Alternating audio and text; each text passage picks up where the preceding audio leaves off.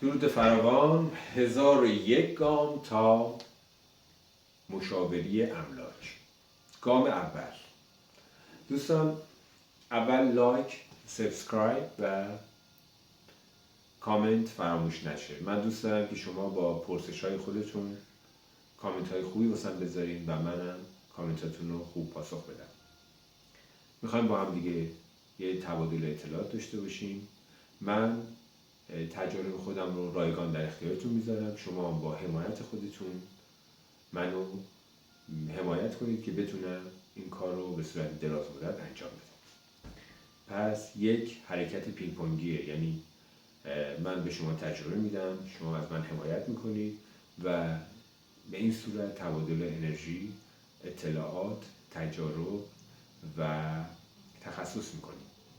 یعنی ما هر چی که بلدیم در اختیار شما قرار میدیم. شما با دیدن ویدیو، با کامنت گذاشتن، لایک کردن، سابسکرایب کردن از من حمایت میکنید. خب گام اول چیه؟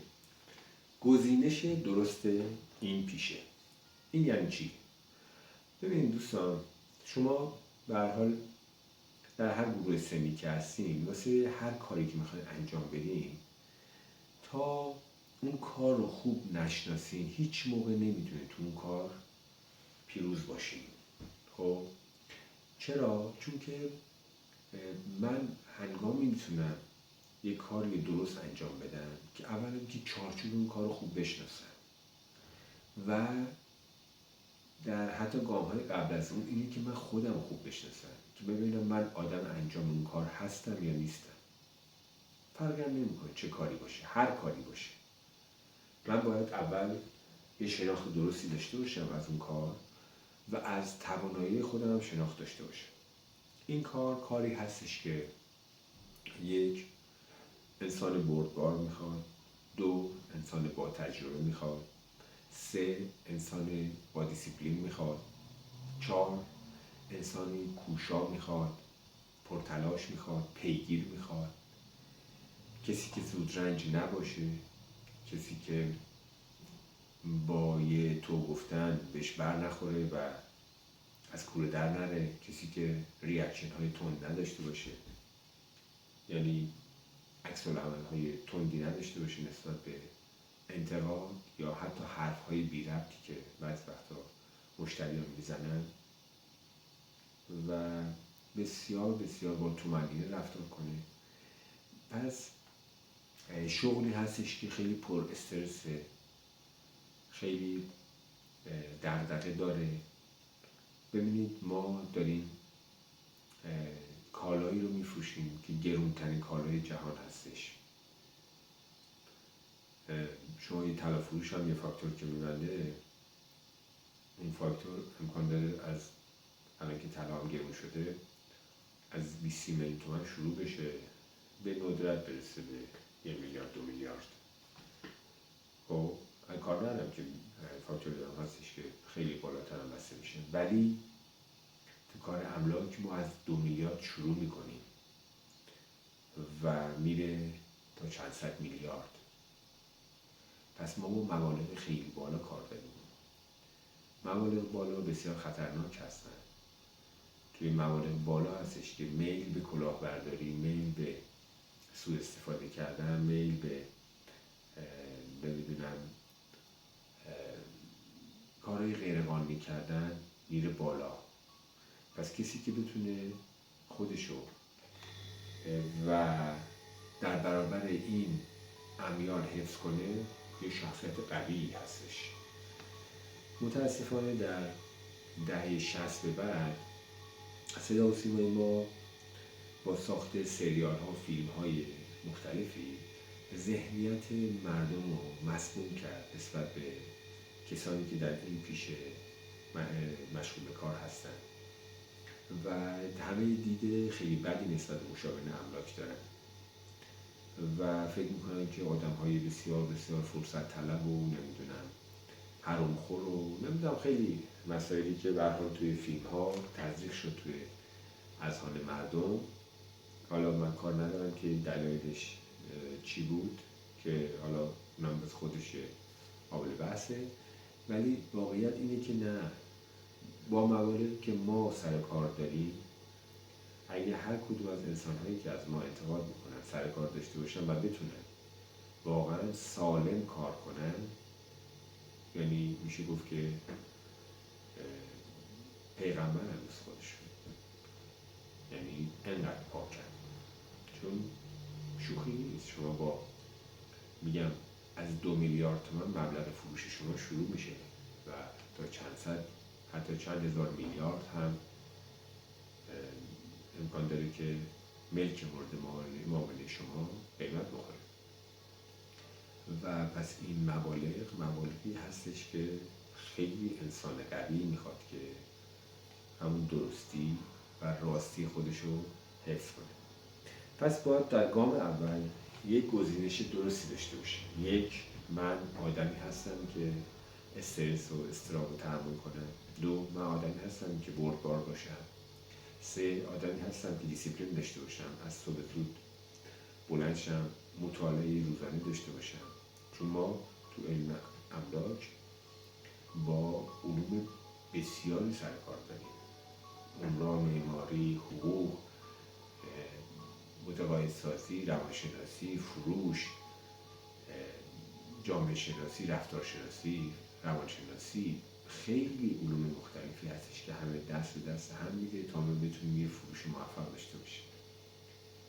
ما باید همواره در حال آموختن باشیم. این کار یک کار بسیار پویایی هستش، کاری نیست که به سادگی هر کسی بتونه انجام بده. شما شاید شنیدین میگن صدای دهل شنیدن از دور خوش است. شنیدین که میگن خب کار املاک اینجوری که طرف نشسته، 2 نفر میان و یه معامله انجام میده و کمیسیون میگیرن و مفت صاحب مبلغ هنگفتی میشن. اصلا اینجوری نیست. اگه اینجوری بود همه املاکی ها الان هواپیما داشتن. اصلا اینجوری نیست. اولا که این کاری هستش که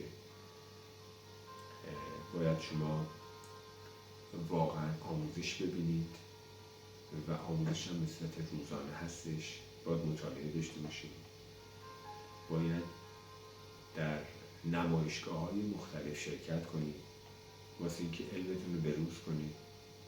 باید تحصیل دانشگاهی هم داشته باشید. اگه داشته باشید خیلی بیشتر به کمکتون میاد و شما میتونید پرزنت کنید. وقتی که من راجع به پلان، راجع به نما، راجع به اصلا سبک معماری، راجع به نوع متریال، راجع به تأسیسات، راجع به سازه ها، راجع به لوکیشن، برتری های لوکیشن، دلایل اونا، راجع به توپولوژی منطقه، اینا واقعا اگه من اطلاعاتی نداشته باشم چجوری میتونم من یک ملک چند صد میلیاردی رو بفروشم یا حتی ملک 2 میلیاردی رو بفروشم؟ من باید متقاعدسازی رو بلد باشم. متقاعدسازی بر چه مبنایی انجام میشه؟ بر مبنای اطلاعات آگاهی شماست. وقتی که شما نتونید که اون ملکتون رو پرزنت کنید واسه یک مشتری، چجوری میخوان اون ملک رو بفروشید؟ اصلا امکان پذیر هست. مشتری ها خیلی آگاهن خوشبختانه و من بسیار خوشحالم از این بابت. دوستان برخلافی که هم فکر میکنن که املاکی ها الان دارن سر مردم کلاه میذارن، ولی واقعا اینجوری نیست. مردم هم که هر روز دارن سر اونا کلاه میذارن. مردم هستن که زنگ میزنن به دروغ خودشون رو مشتری معرفی میکنن تا قیمت ملکشون در بیارن. خود من بارها شده که خانم ها تماس گرفتن و واسه دونستن مثلا اجاره ملکشون 1001 مدل دروغ گفتن که ما مثلا بهشون اطلاعات بدیم که ملکشون چند اجاره بدن، بعد دیگه اصلا تلفن ما رو پاسخگو نبودن و حتی زنگ نزدن تشکر کنن که مثلا ما اطلاعات بهشون دادیم. خب مگه اطلاعات رایگان به وجود اومد؟ شما پیش دکتر که میری، آیا اول نباید ویزیت رو پرداخت کنید و بعد وارد اتاق بشین، مطب بشین؟ خب اون دکتر چقدر مثلا زمان برده تا اون تخصص رو کسب کرده؟ خب 7 سال عمومی خوندم، حالا 5 سال تخصص بوده، 2 سال فوق تخصص گرفتن یا 3 سال و به خاطر اون 13-14 سال خب هزینه‌های سنگینی هم میگیرن و اول هم هزینه رو میگیرن، بعد حالا مشاوره یا اینکه کار درمان خودشون رو انجام میدن و که خیلی وقتا درمانشون نافرجامه و درست نیست، ولی خب هزینه‌اش رو پرداخت کردید شما. ولی چطور به قشر املاک که میرسیم شما میخوایم مثلا یه جوری بدونید که مثلا پولی پرداخت کنید به مطالب و پرسش های خودتون برسید و جا رو خالی کنید و برید و هزینه نکنید. خب میخواستم بهتون بگم که این شغل رو باید با شناخت انتخاب کنید که بعدها سرخورده نشید و از انتخاب خودتون خوشحال باشید. لایک و سابسکرایب و کامنت و ارسال پست من به دوستانتون فراموش نشه. منو حمایت کنید، منم از شما حمایت میکنم. من خطیبی هستم، مشاور تخصصی املاک منطقه 1 تهران و خوشحال میشم که در خرید و فروش ملک، بستن پیماننامه‌های مشارکت و حتی رهن و اجاره با من تماس داشته باشید و قول میدم که مشاوره بسیار خوب باشم واسهتون. پیروز و سربلند باشین. پایان ایران.